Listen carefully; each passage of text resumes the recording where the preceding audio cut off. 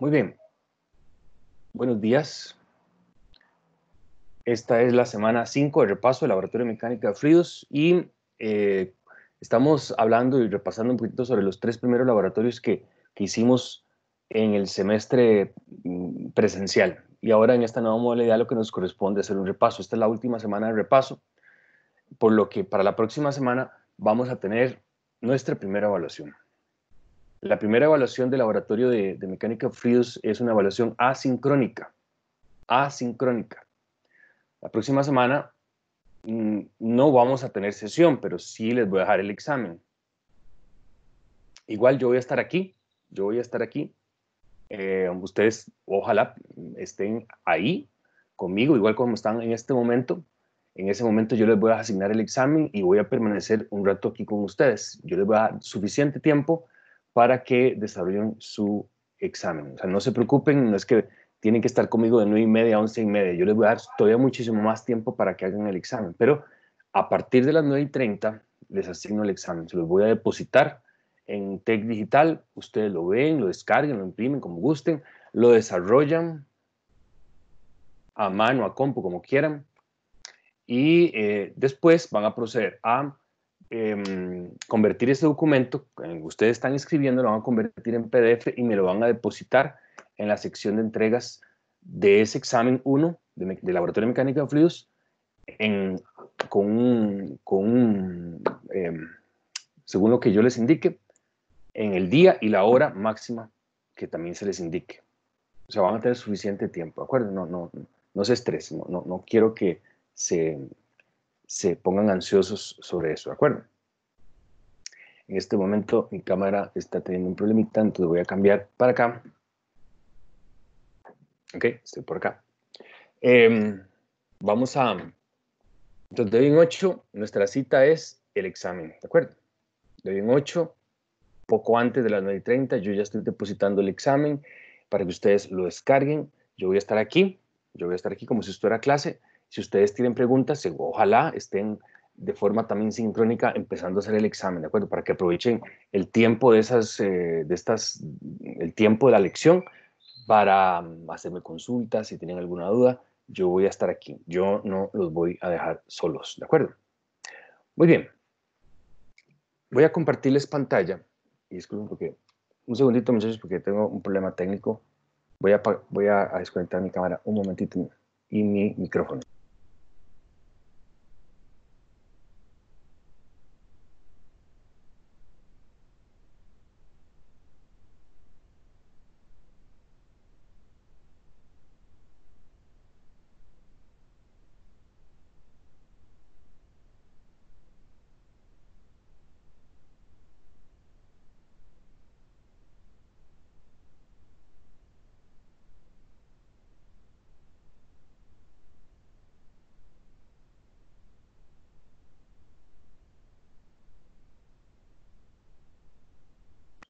Ok, ya estoy de vuelta.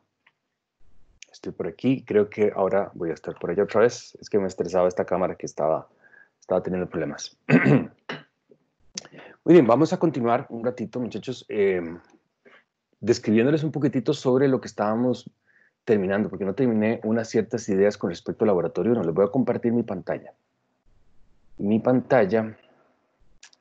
Ok, ahí está mi pantalla. Mi pantalla hace referencia, muchachos, a los requerimientos de la práctica.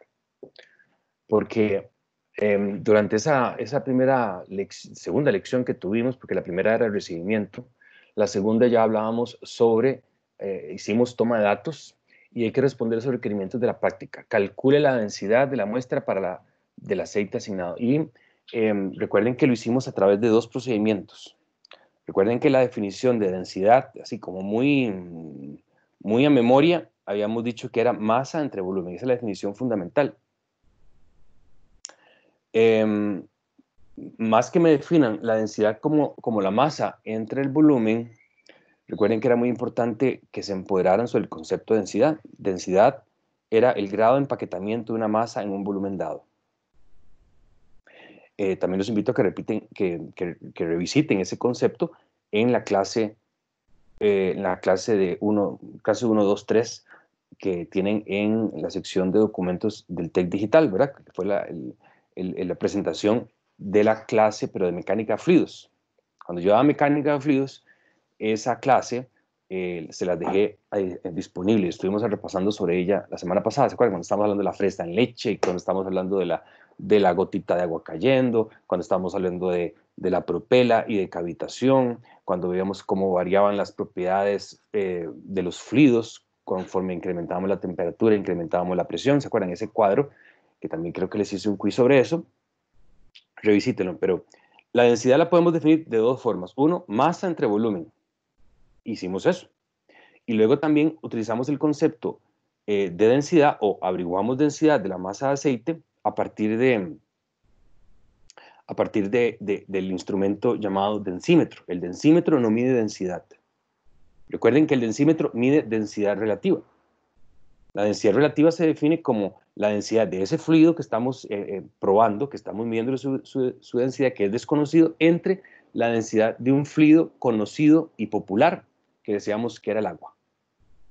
Se define la densidad relativa como la densidad del fluido entre la densidad del agua a 4 grados Celsius, o bien la densidad del agua a la temperatura a la que estamos haciendo la prueba. Entonces teníamos esos dos procedimientos. Lo hicimos y les pedí que compararan el resultado por una definición y el resultado con respecto a la del densímetro. A ver si variaba mucho, ¿verdad? En realidad no debería variar mucho porque era la misma sustancia. No les estaba metiendo gato por liebre. Luego tenemos la viscosidad cinemática. Calcule la viscosidad cinemática. Para medir la viscosidad cinemática utilizamos un instrumento, ¿verdad? Que se llama el viscosímetro Seibold. Recuerden que los viscosímetros miden viscosidad cinemática, mientras que los viscómetros miden viscosidad dinámica. Los viscómetros miden viscosidad absoluta en unidades de Pascal por segundo o centipoise, mientras que la viscosidad cinemática se mide con viscosímetros. Y de los viscosímetros teníamos dos. Recuerden que la viscosidad cinemática se mide en metro cuadrado por segundo en el Sistema Internacional de Unidades o en centistocks en el sistema inglés.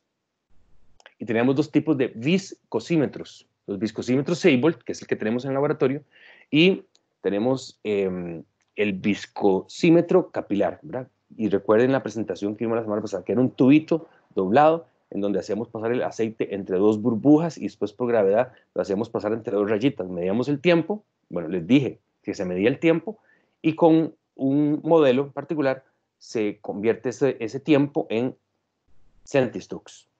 En cualquiera de los dos, en viscosímetro Seibold o en viscosímetro capilar, de tubo capilar.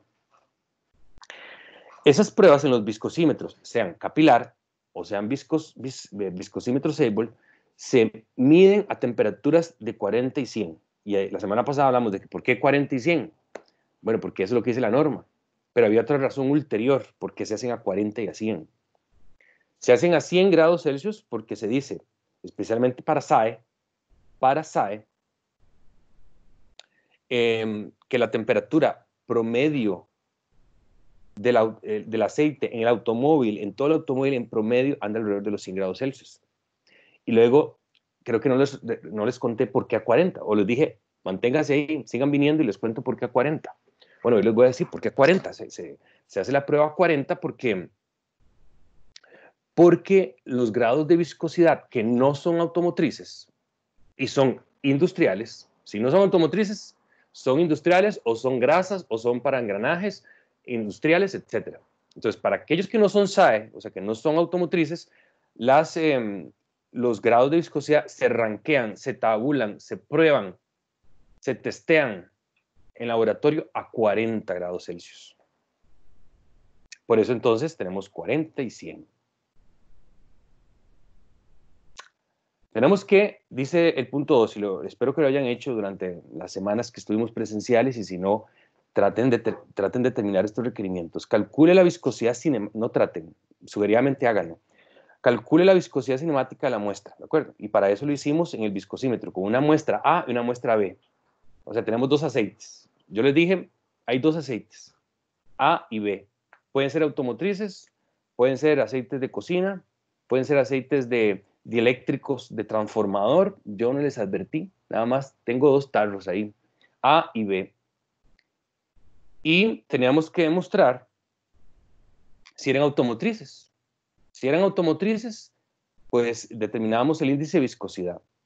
El índice de viscosidad es un valor adimensional, es un número que me dice qué tanto un aceite puede mantener su viscosidad ante grandes cambios en su temperatura. Eso es ventajoso, porque recuérdese que antes los aceites estaban en bases nafténicas y parafínicas, o sea, eran derivados del petróleo plenamente, no eran sintéticos, eran minerales. Y al ser así, antes, hace muchos años, los aceites no tenían esa buena propiedad de mantener su viscosidad ante grandes cambios en la temperatura. Entonces, era el cuento cuando hablábamos de los aceites en verano y los aceites en invierno. Los aceites, especialmente los países donde tenían marcadas estaciones climáticas, tenían que poner aceites en el invierno y cuando llegaba el verano tenían que quitarlo y poner un aceite más grueso. Más grueso me refiero, más viscoso. Entonces las petroleras empezaron a desarrollar los aceites sintéticos. Y ya cuando hablo de sintéticos, ya empezamos a migrar al concepto de aceite multigrado. Cuando eran de bases minerales, como el SAE 40, el SAE 20, monogrado. O sea, un numerito, SAE y una letra, y dos números, 20, SAE 10, SAE 40, SAE, etc. Esos se llaman monogrados y no mantenían su viscosidad ante grandes cambios en la temperatura. Mientras tanto, los aceites multigrados sí tienen esa propiedad de mantener su viscosidad ante grandes cambios en la temperatura. Entonces, punto 3, en el requerimiento de la práctica, voy a acercarme, ¿ven? Punto 3, determina el índice de viscosidad de cada aceite. Entonces tenemos el aceite A y el aceite B. ¿Cómo medíamos o cómo determinamos el índice de viscosidad? Yo les daba en este laboratorio, les daba una opción con un nomograma, con un gráfico. Si conocíamos la viscosidad en Centistocks a 40 y a 100, pues hacemos dos puntitos en el gráfico y con 2 puntos hacemos una raya, hacemos una línea recta y en el tercer eje, que es el índice de viscosidad, obteníamos el índice de viscosidad. Dícese que si el índice de viscosidad más o menos está por encima de 95, por encima de 100, más o menos 95, 100, definitivamente es multigrado. Pero si no es así, es monogrado. Si es multigrado, entonces significa que a la hora de consultar la norma SAE J300, en la tabla correspondiente de multigrado, observamos si la viscosidad a 100. ¿Por qué a 100? Porque la SAE, recuerden que clasifica, rankea, tabula los rangos de viscosidad, sus grados de viscosidad a 100, recuerden. Entonces buscábamos a 100 la viscosidad y si el valor que obtuvimos en el laboratorio estaba en ese ancho de banda correspondiente para un grado, entonces correspondía a un SAE 20W50 o un 10W30 o etcétera, ¿de acuerdo? Por otro lado, si el aceite era monogrado, significa que tenemos que ir a consultar a la SAE J300 que está aportado en la guía de laboratorio y buscamos si el número, el que calculamos de viscosidad a 100 en Centistocks, correspondía a un grado de viscosidad. ¿Qué pasa si no estaba ahí tabulado? Sí, podría ser multigrado o monogrado, pero no estaba tabulado, entonces no es un aceite normalizado. Y lo que le di fue cualquier cosa. No les di un aceite normalizado, normalizado, digamos, que podamos adquirir en la calle. Determine si los aceites son monogrados o multigrados. Muy bien. ¿Qué es la norma SAE y cuál es su importancia en la industria automotriz? Clasifique el aceite según la norma SAE, según la SAE J300 que está en este documento, en el laboratorio 1. Pero, por favor, investiguen un poquitito más, googleen qué es la norma SAE. Yo ya les di algunas luces sobre lo que es la norma SAE. La siguiente pregunta es, ¿qué es el índice de viscosidad y cuál es su importancia en el desempeño de los aceites? ¿De acuerdo? Entonces, por favor, pueden googlear, buscar referencias y responder. Yo ya les he dado algunas luces también sobre esta respuesta. Lo siguiente que tenían que hacer era investigue sobre las normas ISO y ACMA.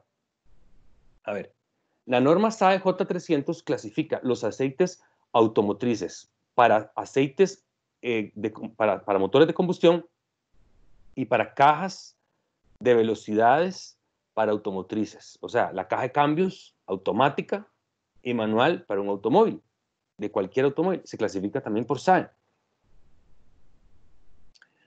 Pero aquellos aceites que no son para carros, para automóviles, entonces, ¿cómo se clasifican? ¿Cuáles son sus grados de viscosidad?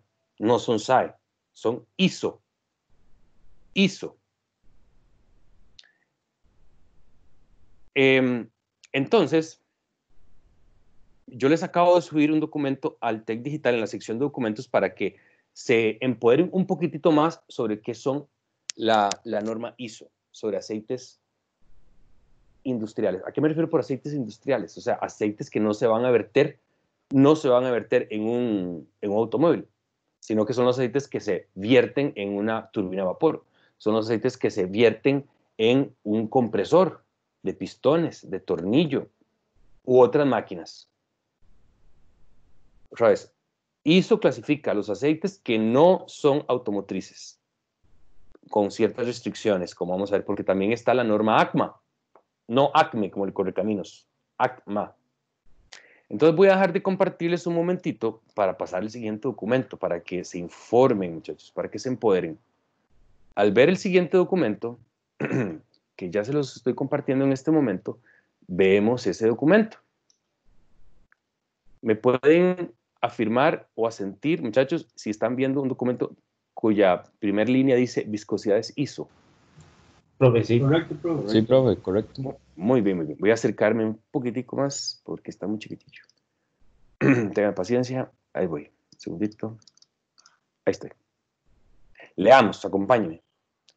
Viscosidades ISO. Inicialmente se utilizaba la escala de viscosidades basadas en las mediciones de la viscosidad en segundos Seibel universales, pero el SSU, ¿verdad? Se recuerden, el tiempo que nosotros tomamos con el equipo enfrente llamado viscosímetro Seibel, lo que mide era viscosidad para las pruebas SAE, ¿de acuerdo? Pero con esa información también de segundos Seibel universales que las podemos convertir en centistocks con el... Otra vez, lo que quiero decirle, muchachos, es que si hacemos las pruebas de viscosidad con el viscosímetro Seibel, pero solo a 40, esos valores de viscosidad de los aceites que no son automotrices serán clasificaciones ISO. ¿Por qué? Vean así. Yo llego y les digo, muchachos, tengo aquí un... Mentira, ¿verdad? Tengo aquí un poco... Espérate, porque no sé cuál cámara estoy viendo. Esta. Supongan, muchachos, que tengo en este tarro tengo un aceite, ¿verdad? Y les digo, muchachos, aquí hay un ISO 68. Entonces, ¿qué pueden ustedes empezar a especular, verdad? Si no sabemos mucho, pero sabemos ya algo, porque ya pasaron por este auditorio, el auditorio del laboratorio. Lo primero que me tienen que decir, profe, bueno, eso es un aceite, no es automotor, no es por un aceite automotor, o sea, no es un aceite que voy a verter en un cárter para un motor de combustión, ni es un aceite que voy a verter en una caja de velocidades automáticas de un carro. Y yo les digo, correcto, no es de esos. Y lo siguiente que deben saber es que si aquí tengo un aceite ISO 68, es que este aceite, si yo le mido la viscosidad en un viscosímetro, sea Seibel o capilar, a 40 grados Celsius su viscosidad es aproximadamente 68 centistocks. O sea, ven que tuanis, vean qué bonito. Porque las viscosidades ISO son muy explícitas. Vamos a ver. Si yo les pregunto a alguno de ustedes, a Jason, ¿cuál es la viscosidad del SAE 20Lu50? Y entonces, ya Jason se puso nervioso, ¿verdad? Porque yo no sé. No sé. Ni yo sé, muchachos, ni yo. No se preocupen. Ni yo sé. Yo le digo, pero suave. Le doy un toque, profe, o Jason me dice, suave, un toque. Y se pone a buscar la SAE J300 y véanme qué bonito. Vean qué bonito. Voy a dejar de compartir esa pantalla y me devuelvo a la anterior. Le pregunto a Jason, vea la pantalla compartida. Y le pregunto a Jason, ¿cuál es la viscosidad de un aceite SAE 20Lu50? Cuando digo 20Lu50, significa que es un aceite multigrado. Entonces tenemos que ir a buscar a la SAE J300, ¿verdad? Ese cuadrito, al 20-50. Jason, ¿cuál es la viscosidad del aceite SAE 20-50? Ve tu pantalla compartida y me respondes. Profe, en ese caso, ya, es que hay un rango. Hay un rango de 16,3 a 19,7. No Perfecto, podría decir alguno. exacto. Pero si usted me dice 18, yo le digo, está bien. Y si otra compañera, compañera, Valeria, y si Valeria me dice, profe, 17, yo está bien. Y si Luis Ávila me dice 19, yo le también, es correcto. Porque hay un rango, pregunta de examen, ¿por qué hay un rango para un grado de viscosidad, sea multigrado o monogrado? ¿Por qué hay un rango de viscosidad? Porque estoy como Dora la exploradora, ¿verdad? Les hago una pregunta y yo voy a responder al ratito. Porque, muchachos, recuerden que la prueba de viscosidad con el viscosímetro Sable se hace en el TEC, en la Universidad de Costa Rica, se hace en San Juan de Chicoá, se hace en Denver, Colorado, se hace en, no sé, se hace en Las Vegas, se hace en Grecia, se hace en Frankfurt. Y sí o no, muchachos, que si estamos haciendo la prueba de viscosidad, pues lo que hacemos es volcar esto, muchachos, y hacer que salga y salga un chorrito. Así que claramente, muchachos, el peso de esta columna de fluido va a depender, entre otras cosas, dónde esté esto, ¿de acuerdo? ¿Dónde esté esto? ¿Dónde esté esto respecto a la cercanía de la Tierra y de la presión atmosférica que está empujando? ¿Me siguen lo que quiero decirles? O sea, que dependiendo de dónde estemos, puede ser que sea más rápido completar la caída de los 60 mililitros en la probetita, más rápido o más lento. ¿Verdad que sí? Por eso es que hay un rango. Empodérense. Entonces, los rangos de viscosidad, perdón, los grados de viscosidad de clasificación SAE, cuando digo, ¿cuál es la viscosidad de un aceite SAE 20-50? Si yo no tengo la norma en la mano o no estoy viendo la pantalla, si no ando con la SAE debajo del brazo, no sé, pero suave un toque, yo puedo averiguar, denme un toquecito y yo le respondo. Pero vean qué fácil cuando yo digo, ¿cuál es la viscosidad del ISO 150? ¿Cuál es la viscosidad del ISO 150? Emer, ¿cuál es? De 150. Sí. Ven qué fácil, es muy explícita, es más fácil, o sea, no es que es más fácil, es que es fácil. ¿Cuál es nada más que hay que responder correctamente? Si yo le pregunto a otra vez, a otra preguntita, a otro compañero, voy a preguntarle a Kevin Salas, ¿cuál es la viscosidad del aceite ISO 150? La respuesta correcta, Kevin, para terminar de construir bien y ser completamente claros, la viscosidad del ISO 150, un aceite ISO 150 es 150 centistocks, pero ¿a qué temperatura? Kevin, a ver si estábamos conectados. A 40 grados centígrados.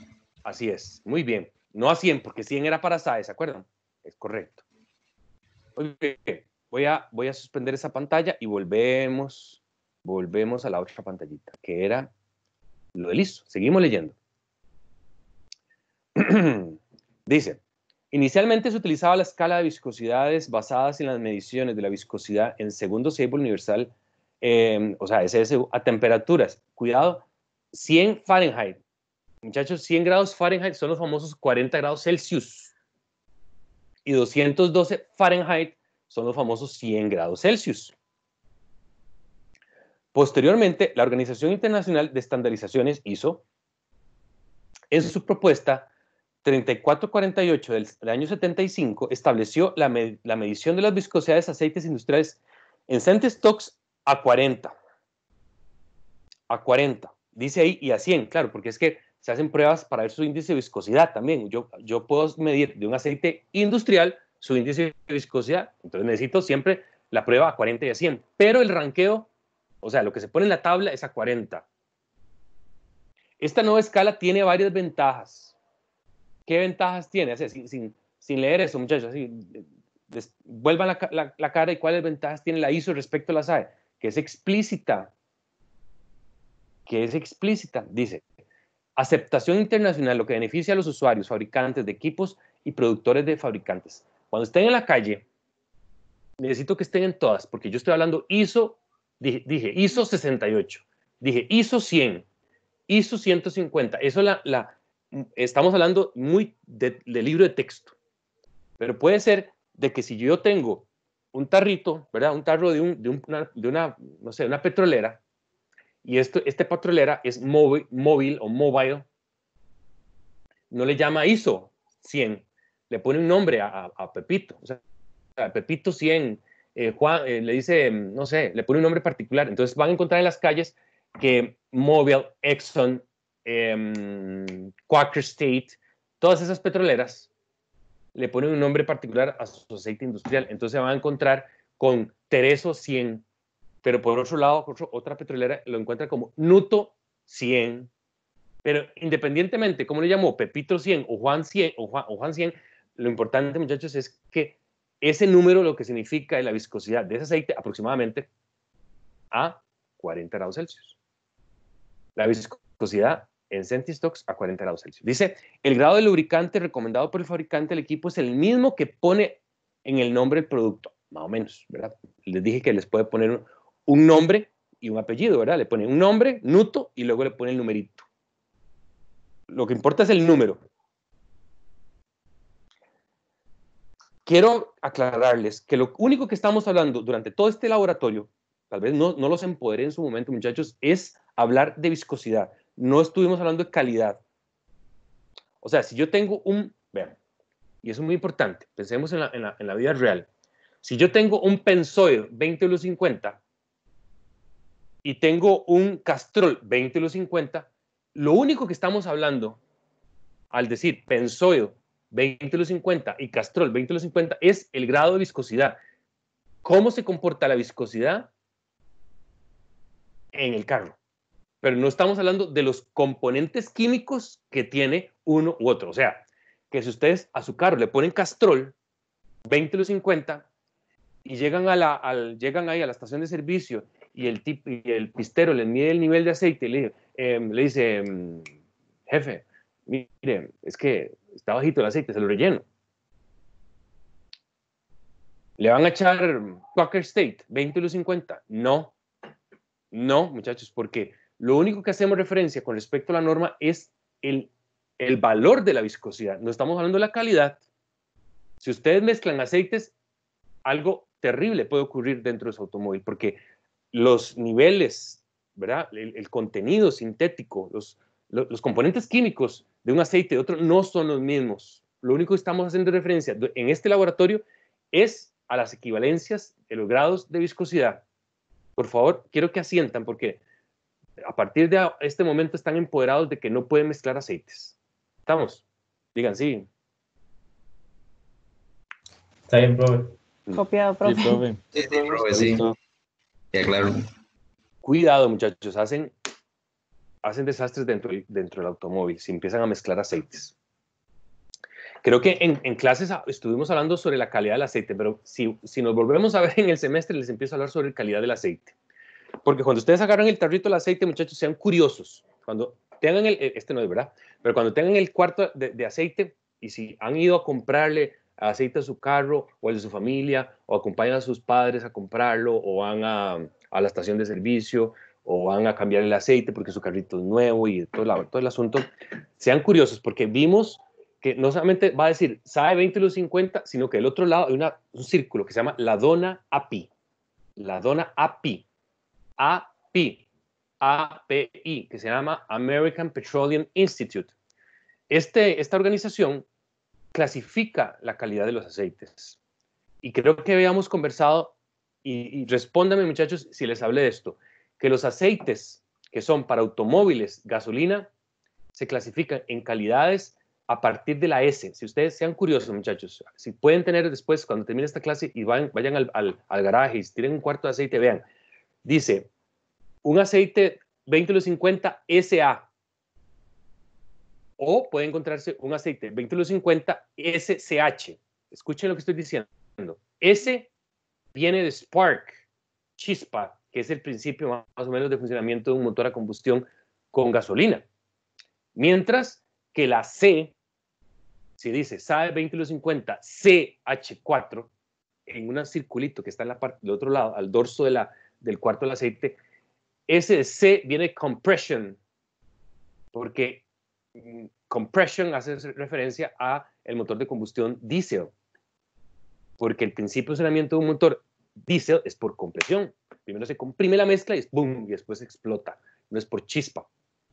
O sea, cuidado, muchachos, le van a echar a su carro gasolina, le van a echar un aceite cuya dona da API dice C algo, ¿de acuerdo? Porque papas con chayotes.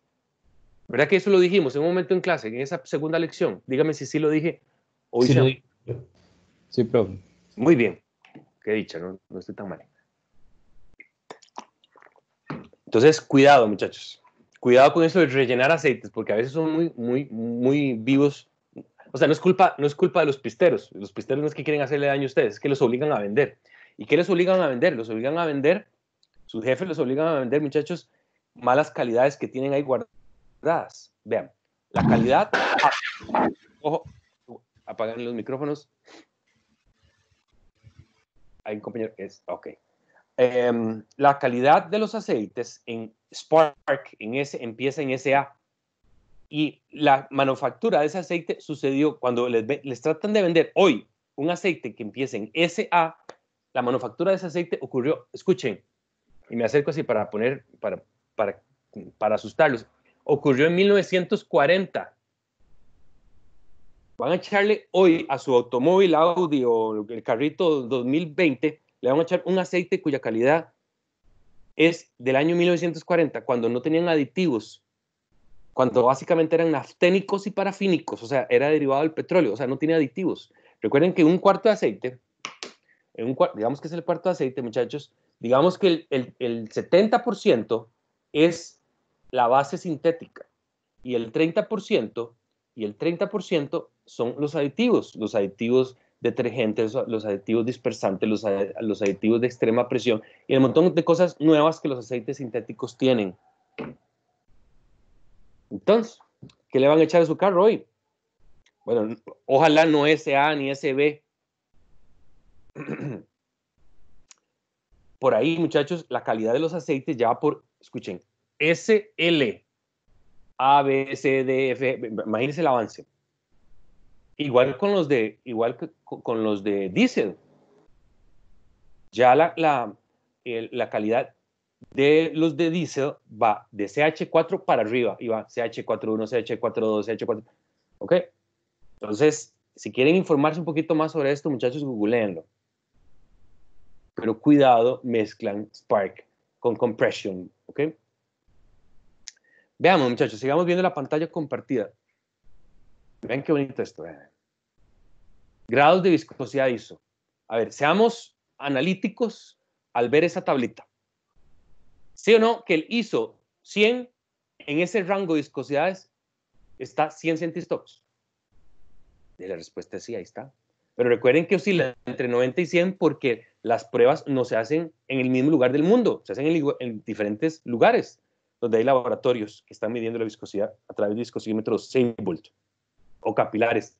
A40, pues, vean el encabezado. Otra cosa que debemos observar, más o menos, muchachos, sí o no, que la clasificación siguiente es la anterior más un 50%. ¿Verdad que sí? Vean el ISO 100 y el ISO 150. ¿Cuánto es el 50% de 100? 50.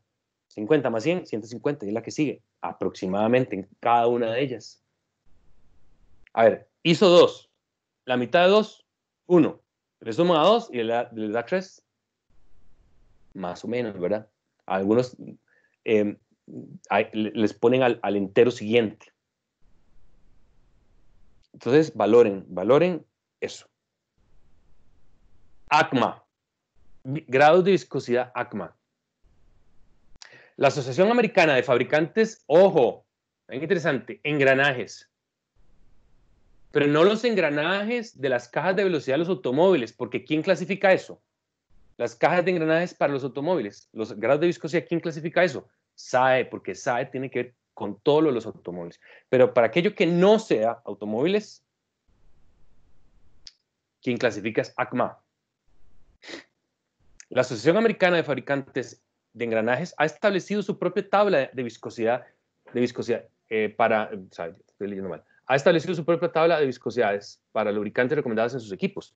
En la tabla siguiente se detallan los grados de viscosidad para los números ACMA. Los aceites de la columna R y O son minerales puros, mientras que los de EP viene la palabra de las dos palabras extrema presión. Son lubricantes con aditivos de extrema presión. ¿Por qué? ¿Por qué los ACMA o los aceites para engranajes tienen extrema presión? Yo creo, muchachos, que el sentido común nos debe decir que claramente, muchachos, cuando se engranan engranajes, valga la redundancia, cuando el conductor conduce a la rueda, o sea, cuando este gira, en el punto de contacto, muchachos, hay puntos de extrema presión y yo necesito que la película de aceite esté ahí, se mantenga, no fugue ante una extrema presión. Por eso se agregan moléculas que soporten extrema presión para que no fuguen y se queden ahí. Si fugan, cuando esto impacta, ¿verdad? Los engranes impactan en el punto de contacto, se llama en el punto del diámetro primitivo. Si ya llevaron dibujo industrial, eso que acabo de decir creo que no debe ser extraño, el diámetro primitivo. En el diámetro primitivo, ahí donde se representa el diámetro primitivo, en dibujo industrial es justamente donde los engranes tocan, porque los engranes no tocan acá, tocan aquí, más o menos, ahí donde están mis nudillos. Ahí dice, si no se mantiene el aceite, entonces vamos a tener ruptura, grandes esfuerzos y quebramos los dientes. Los grados compuestos incluyen generalmente grasa animal o sebo como espesante. Las viscosidades están dadas en centistocks. Los grados ISO que se muestran en la columna central son la equivalencia más aproximada. Para los engranajes automotores se cuenta con una clasificación especial, o sea, la SAE, y los grados de calidad API, ojo, S y la C.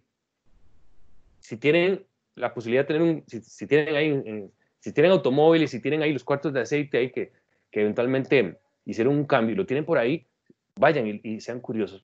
Sin embargo, eso creo que lo hemos visto. Y veamos la tablita correspondiente. ¿Ven? Ahí tenemos los grados ACMA. 1, 2, 3, 4, 5, 6, 7 compuesto, 8 compuesto, 8A compuesto. Y vemos los rangos de viscosidad para cada uno de esos grados R y O, con su equivalencia a la par de los grados ISO, ¿de acuerdo? Por si quisiéramos hacer alguna comparación. Claramente un ISO 68 tiene una viscosidad de 68 centistocks a 40 grados Celsius. Y si ven 68 está entre 61,2 y 78,4. Bueno, muchachos, espero que esto haya sido complemento y haya sido suficientemente claro. Vamos a continuar. Voy a dejar de compartir. Y a continuación teníamos el siguiente laboratorio, que era el de la ley de Stokes, ¿verdad? La ley de Stokes es una experiencia que nos permite complementar la medición que hicimos con la viscosidad medida con los viscosímetros. Y básicamente teníamos que hacer varias cosas, ¿verdad? Vamos a ver. Recuerden, teníamos la probeta y en la probeta hacíamos caer un balín, ¿ok? Decíamos que a la hora de que el balín cae, al balín le toma cierto tiempo alcanzar la velocidad terminal. Y la velocidad terminal no es la velocidad media. La velocidad media, decíamos que era la distancia entre el tiempo. La distancia, estoy usando mis manos, sí, la distancia entre el tiempo.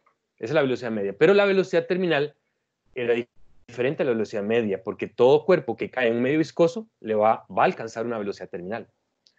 Asumíamos que la velocidad terminal se había alcanzado después de cierta distancia, después del momento en que cayó.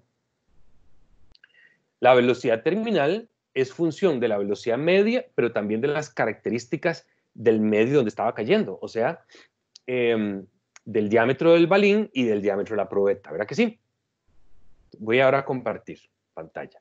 Estoy haciendo referencia.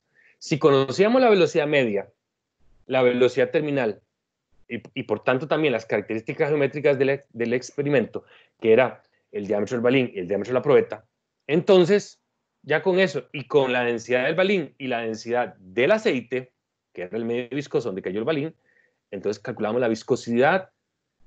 Escuchen, la absoluta, mu.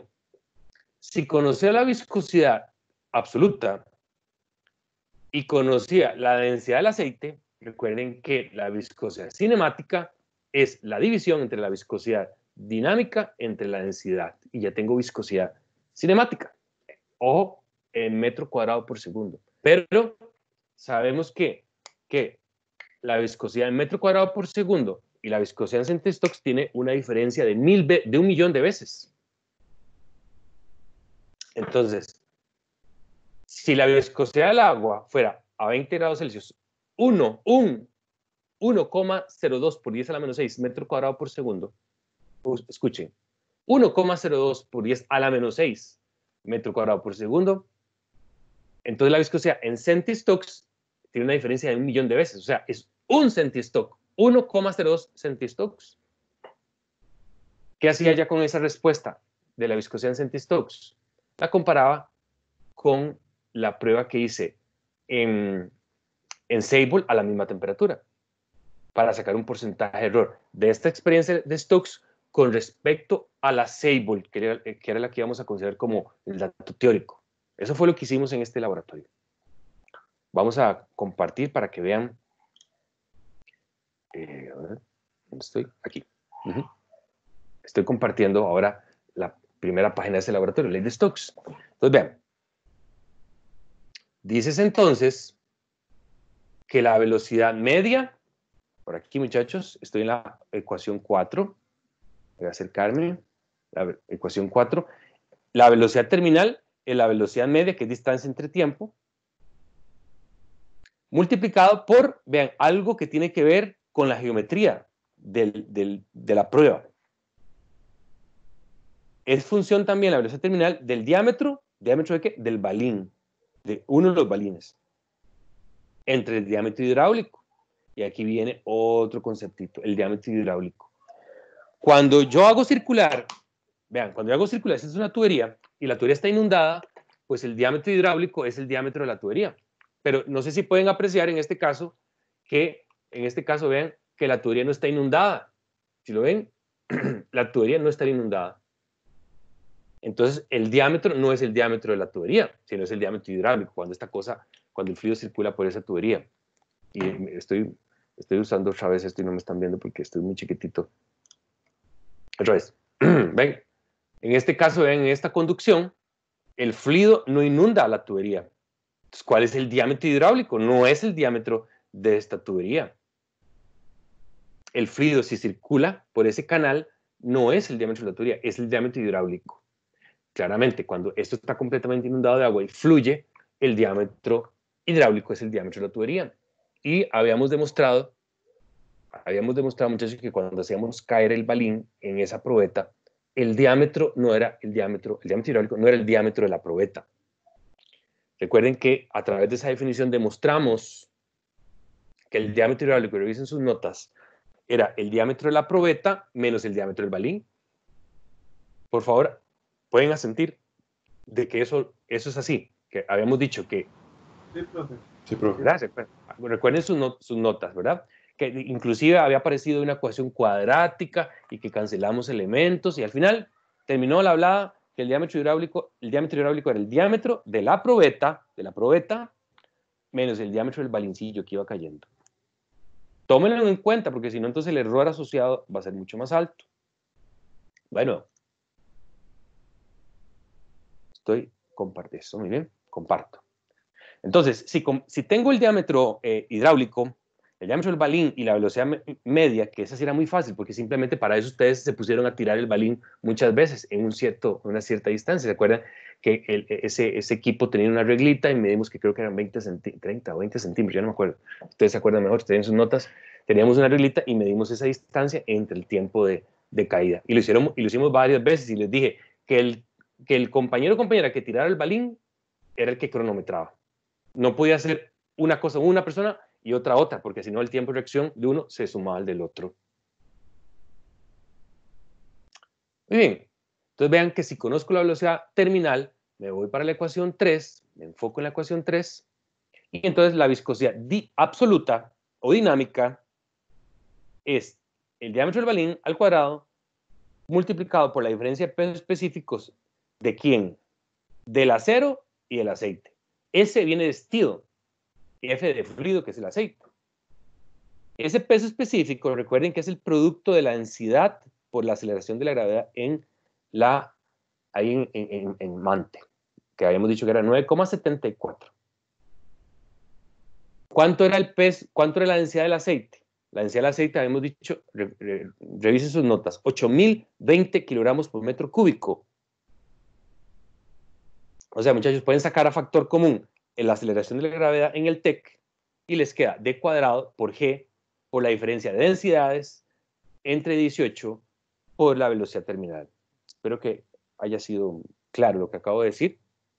Recuerden, la densidad del aceite, 8.020 kilogramos por metro cúbico, y la densidad del aceite, ¿de dónde lo habíamos sacado? Del laboratorio anterior, que creo que, no sé, les había dado la densidad relativa, había sido 0,86 multiplicado por la aceleración de la gravedad en el TEC, tenemos la densidad ya del aceite. Eso lo hemos sacado una semana antes de que cuando hicimos la ley de Stokes. Eso significa que μ es conocido.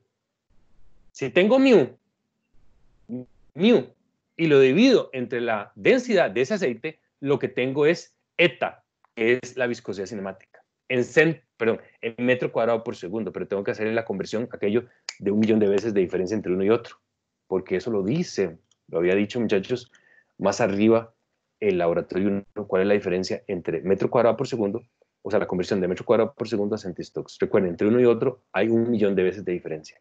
Espero que haya sido claro. ¿Qué hacíamos? Ya tengo la viscosidad de aceite en centistokes con la ley de Stokes.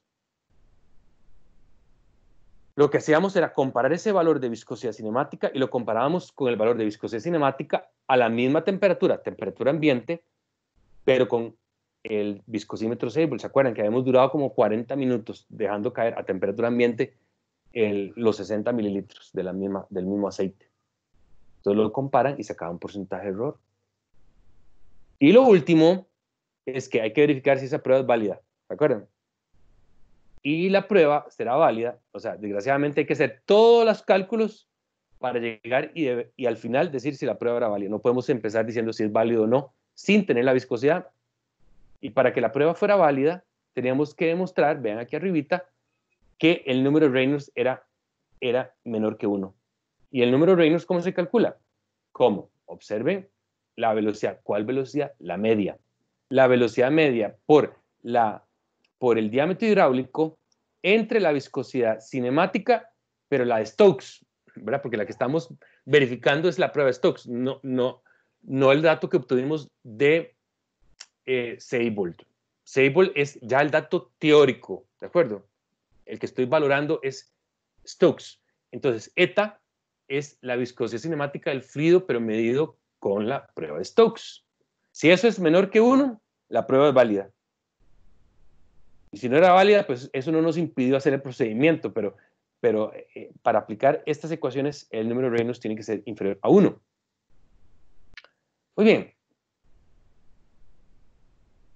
Muchachos, vamos migrando hacia el laboratorio 3 y hablamos sobre manometría y sobre las manifestaciones de la presión. La presión, muchachos, más que definir qué es presión, porque muchos me dicen, de presión es fuerza entre áreas, sí, pero queda igual. Especialmente si este auditorio no sabe qué es presión o quiere más bien entender de una forma fácil y utilizar nuestros sentidos, ¿verdad? Que es lo que nos limita nuestro cuerpo, nuestro ser, decir fuerza entre áreas, queda igual. Entonces, tal vez empezamos a definir manifestaciones de la presión y empezamos a hablar de presión atmosférica. ¿Se acuerdan? Cuando empezamos a hablar de presión atmosférica, que la presión atmosférica es una de las manifestaciones de presión. La presión atmosférica es la presión que ejerce toda la capa de fluidos estratificados en la atmósfera sobre la superficie. Recuerden que la atmósfera no es una capa de fluidos, es capa estratificada, hay estratos. ¿Cuántos estratos hay en la atmósfera? Hay 5. ¿Recuerdan? ¿Alguno que quiera compartir y me diga, no en orden, pero que me diga cuáles son algunos o todos, si quieren, los estratos de la atmósfera? Abran su micrófono y compártanme, ayúdenme. Lo que sepan. Muy bien, voy a empezar por ahí. La estratosfera es donde vivimos, aquí donde estamos, donde llueve, donde hay truenos, donde hay huracanes, tornados, donde hay clima. Estratosfera. ¿Cuál me dijiste? Estratosfera. Sí, correcto, profe. No, mentira. Te estoy bateando, muchachos. Donde vivimos es la troposfera, perdón. La que dijo el compañero es la que le sigue. Aquí donde vivimos ya empecé. Yo, la primera, estoy aquí, parece que estoy usando mis manos y me ven en una camarita chiquitita. Otra vez, en la parte de abajo tenemos troposfera. La que es el compañero es la siguiente, que es la estratosfera. La que le sigue, vamos para arriba hasta llegar a la cima del cielo. ¿Cuál es la que le sigue? O la que se les ocurra, no importa. La mesosfera. Mesosfera, muy bien. La que sigue.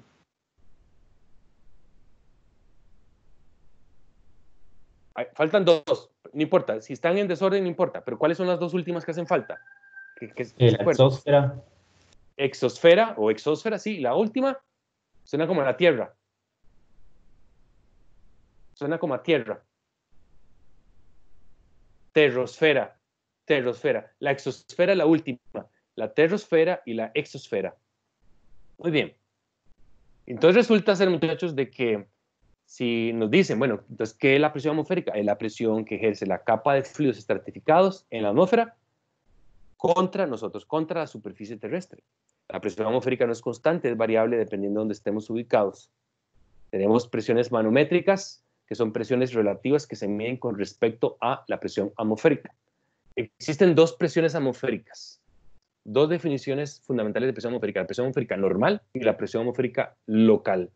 La normal es la que asumimos como estándar, por eso se dice normal. Es la que existe a nivel del mar. Todas aquellas presiones que no son las normales, no es que son anormales, es que se llaman presiones atmosféricas locales, como la que tenemos en Cartago, como la que tenemos en San Juan de Chihuahua, como la que tenemos en el volcán Poás, como la que tenemos en todas las ciudades que no están a nivel del mar. Todas aquellas presiones que están por encima de la presión atmosférica relativa a ella se llaman manométricas, y todas las que están por debajo se llaman presiones de vacío. Tanto para hacia arriba de la presión atmosférica como por debajo de la presión atmosférica, las presiones se miden con manómetros. En un caso se llaman manómetros y en el segundo también se llaman manómetros. Lo que pasa es que las presiones que miden vacío a veces les dicen vacuómetros. Cuando estábamos aquí, muchachos, cuando estábamos por aquí, vimos que los instrumentos, manómetros, hay muchos tipos de instrumentos para medir presión, pero los más comunes les llamamos manómetros, y los que vemos de carátula, a veces le dicen relojes, porque no son relojes, porque le vemos una aguja, se llaman manómetros de Bourdon, que son manómetros analógicos. Y los digitales hay hay montones, o sensores de presión, que no necesariamente están midiendo presión, pero están sensando. Esa sensación, ese censo de presión, lo llevamos hacia un puente Whiston, lo llevamos hacia un PLC, es una señal de 0 a 20 miliamperios, y lo podemos ver en un display a través de un span, de una gráfica. Eventualmente podemos convertir eso a un display numérico.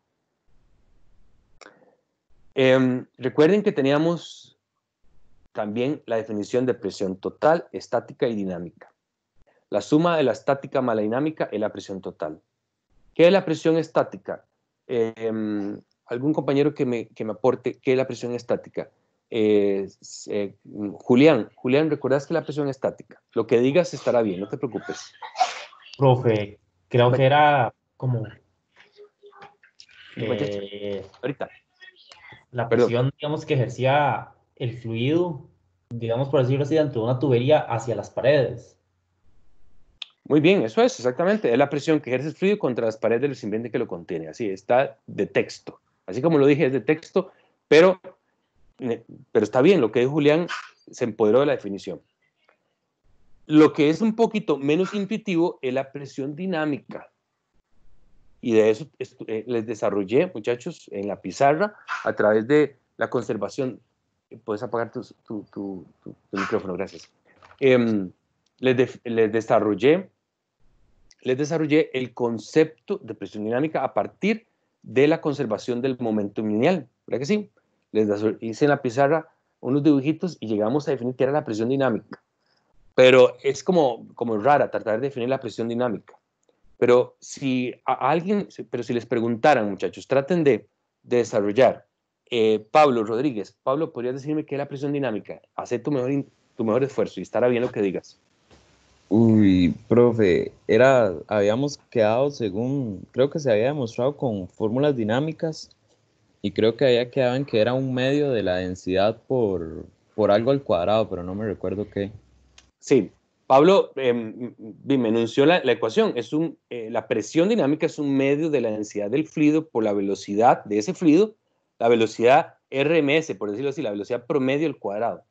Y está muy de texto y está bien, pero y yo te digo, y queda igual, no sé, no entendí, ¿verdad? Porque digamos que tu auditorio, digamos, yo no soy ingeniero, no estoy instruido en física y quedé igual, ¿verdad?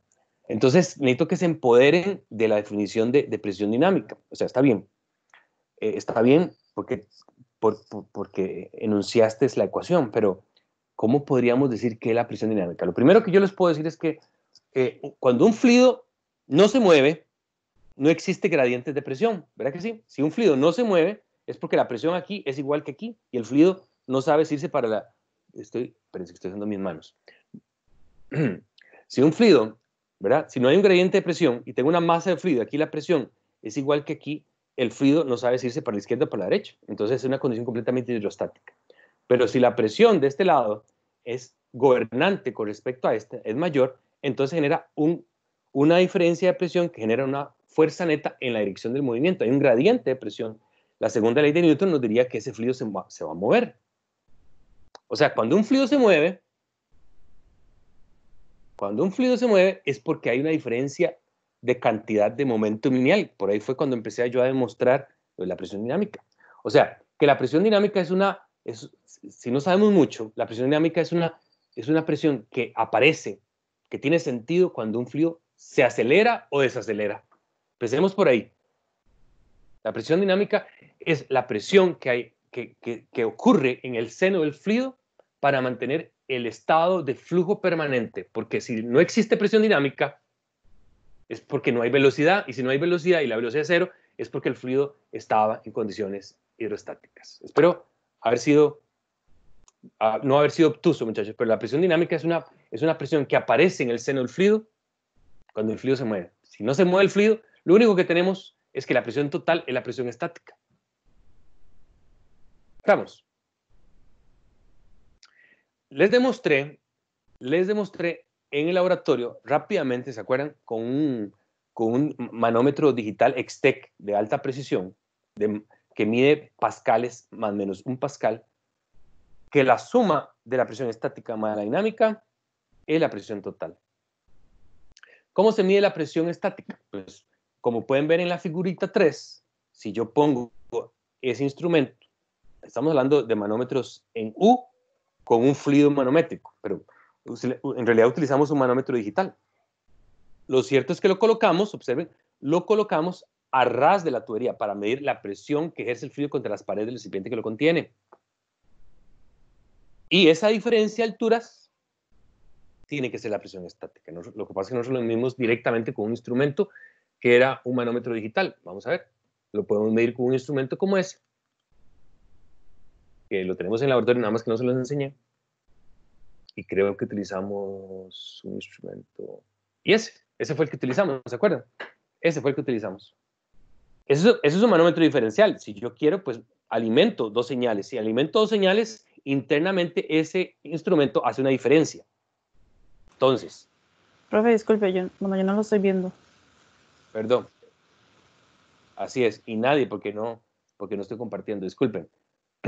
Otra vez, voy para arriba. Se me olvidó volver a compartir. Otra vez, la presión estática. Si pueden ver ahí en la figura 3, en la presión estática, la presión estática, recuerden, es la presión que ejerce el fluido contra las paredes del recipiente que lo contiene. Por eso es que la presión estática se mide a ras de la tubería.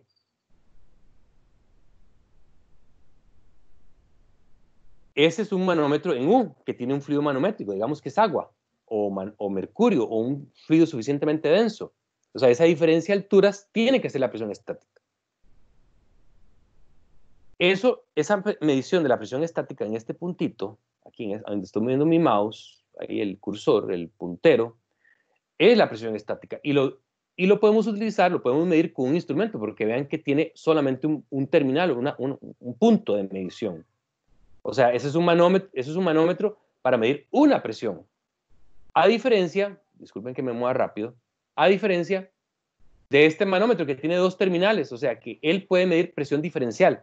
Si lo alimento con una presión por un lado y luego con otra, internamente él hace una diferencia. Recuerden ese manómetro que era un manómetro de alta precisión, que mide pascal a pascal. O sea, la incertidumbre es de más menos 1 pascal.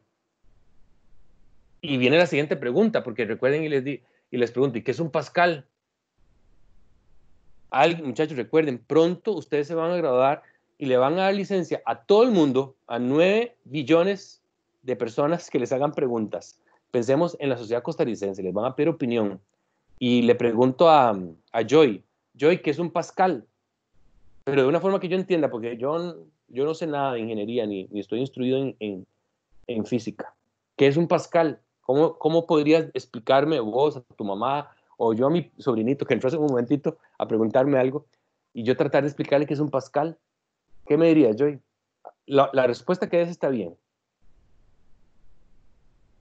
¿Está Joy? Se me fue. Joy. Ok, tal vez tenías problemas con el micrófono. Si no, entonces, alguien más. Saúl. Saúl, ¿qué es un pascal? ¿Estás conmigo aquí? ¿Estás con nosotros? ¿Qué es un pascal? No recuerdo muy bien la definición, pero me recuerdo que se dijo como que era al menos como 12 milímetros de agua en, no me acuerdo en cuántos metros cuadrados. Uh-huh. O sea, la presión que ejerce 12 milímetros de agua en un espacio, no me acuerdo de cuántos metros cuadrados. Sí, en realidad, 12 pascales, otra vez, 12 pascales en realidad es la presión que ejerce contra la superficie un reguerito, una película de agua sobre el piso de menos de 1 milímetro. Es más bien al revés. O sea, que imagínate que 1 pascal es de 12, eso dividido entre 12 de capa, ¿verdad? Ustedes dicen, qué cochinada, ¿verdad? Qué cosas, ¿verdad? Bueno, qué cosita más chiquitita, ¿verdad? Es 1 pascal. Entonces yo como que ya diciéndome una película, ¿verdad? De 1 milímetro entre un doceavo de milímetro de reguero de agua sobre el piso, eso es 1 pascal.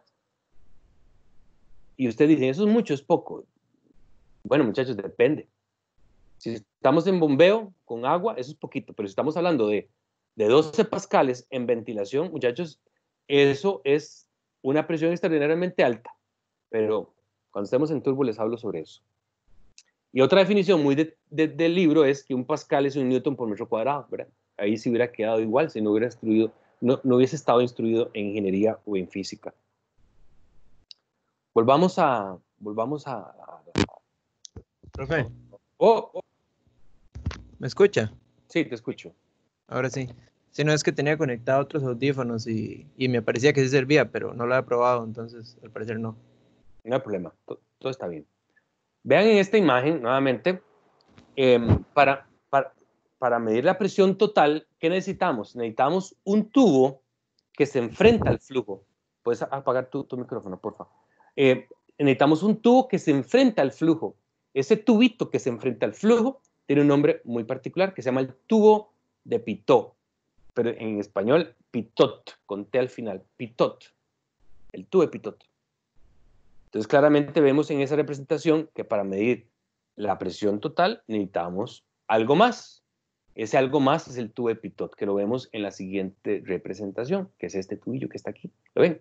Ahí está el tubo de Pitot. Voy a acercarme más. Y ese es uno de muchos de tubos de Pitot. Yo les mostré uno en el laboratorio, que era un tubillo hechizo de cobre, que era un tubito largo con un montón de huequitos de... Estoy usando mis manos, disculpen, para hacerme más grande. Aquí era un tubo, digamos que era como un tubo, ¿verdad? Imagínense que el tubo tenía un montón de huequitos en toda la sección longitudinal y nosotros insertamos el tubo, imagínense que este es el el túnel, ¿verdad? El túnel de viento axial, y pusimos los huequitos de frente al flujo. Ese también es un tubo de Pitot. Voy a acercarme. Es un lápiz, pero supongan que es el tubo de Pitot. Pero hay otros tubos de Pitot como el que estábamos compartiendo en la imagen, que va de nuevo, vamos a compartir, como ese. Este es un tubo de Pitot. Los invito a que busquen un poquito más sobre el tubo de Pitot, porque hay muchas características, pero la próxima semana, perdón, en 15 días seguimos, porque la próxima semana, recuerden, es examen. En 15 días vamos a estar hablando sobre métodos de medición de flujo con aire.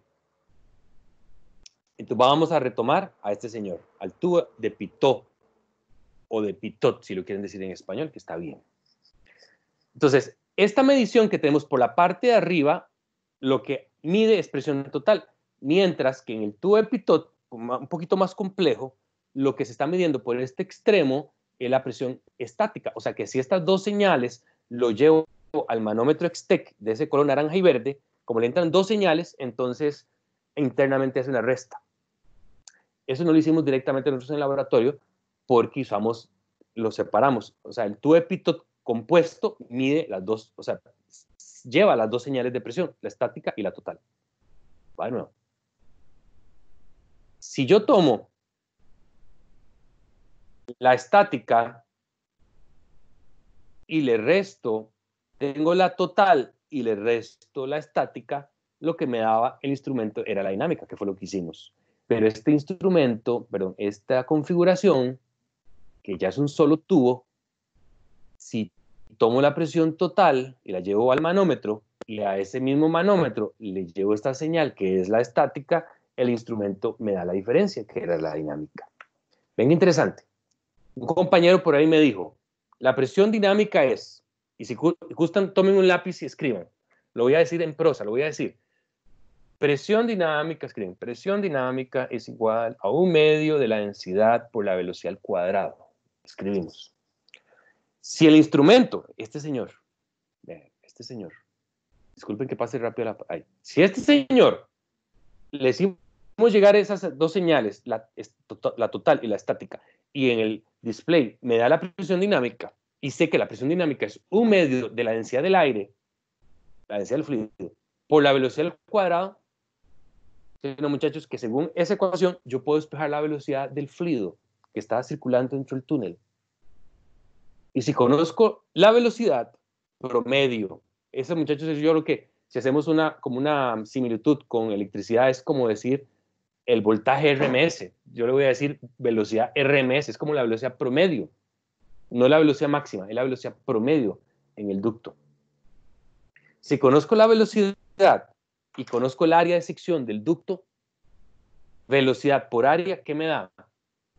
¿Alguien? ¿Qué me da velocidad por área? ¿Qué es el producto de la velocidad por el área? Ayúdeme. Respóndame a alguien. Yo sé que saben. Ayúdeme. Profe, era el caudal. Eso es. O sea, muchachos, ya hicimos el laboratorio de hoy en 15. Eso es. Si conocemos la velocidad que va en el ducto y conocemos el área del ducto, con la ayuda de Pitot, y ya está, ya sabemos cuánto es el caudal. Eso es lo que vamos a hacer de hoy en 15. Pero además sepan que si conozco el caudal,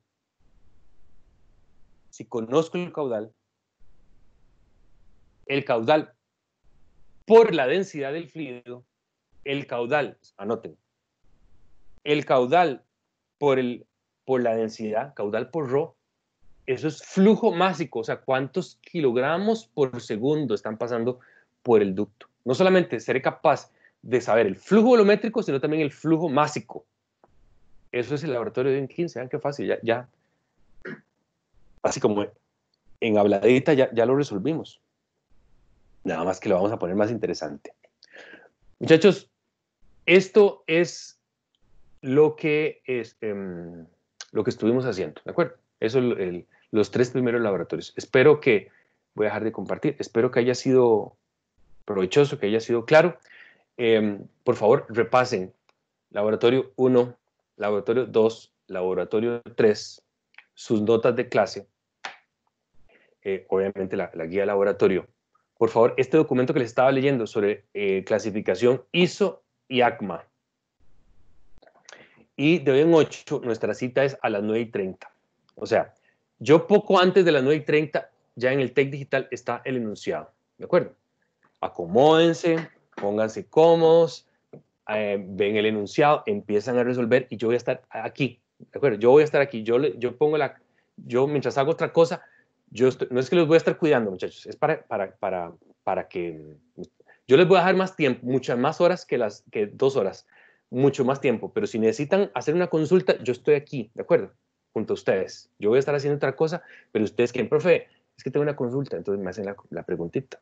Me pueden escribir al chat o abrimos la pantalla, así como estamos en este momento, y mientras yo estoy haciendo otra cosa, ustedes hacen su examen. Pero no se preocupen, porque el examen no es sincrónico. El examen es asincrónico. Yo se los dejo a las 9:30 y no sé, probablemente ya de hoy en 8 ya veré qué se me ocurre. No sé, se los dejo hasta la medianoche, ¿de acuerdo? Pero si necesitan consulta, estaremos de 9:30 en adelante con ustedes, ¿de acuerdo? Ojalá dispongan de ese tiempo para hacer el examen, ¿de acuerdo? Para que aprovechen el tiempo, porque evidentemente ustedes tendrán más actividades que el laboratorio, entonces aprovechen para que desarrollen la consulta.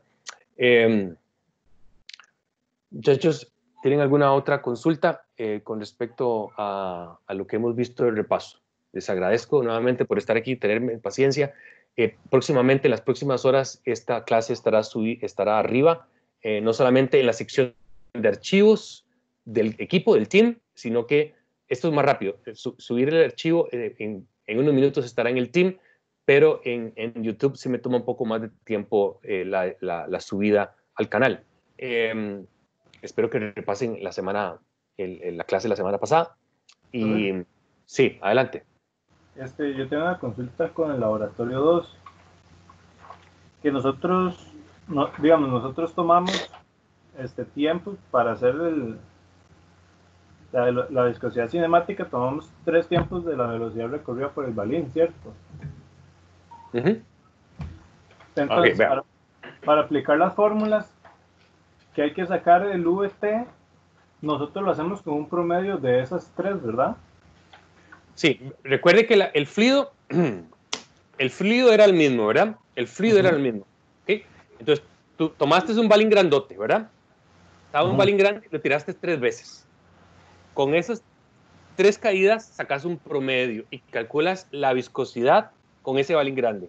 Luego, tomamos el balín chiquitito, lo tiraste 3 veces, sacaste un promedio con ese balín chiquitito, con ese tiempo promedio, saca la viscosidad. Entonces vas a tener la viscosidad del fluido con el balín grande y el balín chiquito. Y con eso sacas un promedio y con ese promedio lo comparas con el obtenido con el viscosímetro Seibold. Ok, sí, eso era. Muy bien. Muchas gracias, profe. Con mucho gusto, muchachos. Muchas gracias. Nos vemos de hoy en 8. La cita es el examen de hoy en 8. Pero tranquilos que van a tener suficiente tiempo. Van a estar de forma sincrónica conmigo, pero al rato ya ustedes, si tienen que hacer otra cosa, se desconectan y yo les voy a indicar en este momento, de hoy en 8 les voy a dar instrucciones sobre el desarrollo y el tiempo y hasta cuándo y la hora de entrega. Pero si necesitan consultas mientras empiezan a hacer el examencito, aquí voy a estar con ustedes. Me escriben en el chat o abrimos cámara y entre todos compartimos, ¿de acuerdo? Recuerden, no es fácil, pero nos lo vamos a hacer sencillo, ¿de acuerdo? Así que tranquilos, ¿verdad? Yo estoy aquí para ayudarlos y para que me ayuden. Les agradezco, entonces voy a parar la grabación en 3, 2, 1 y nos vemos, muchachos. Acá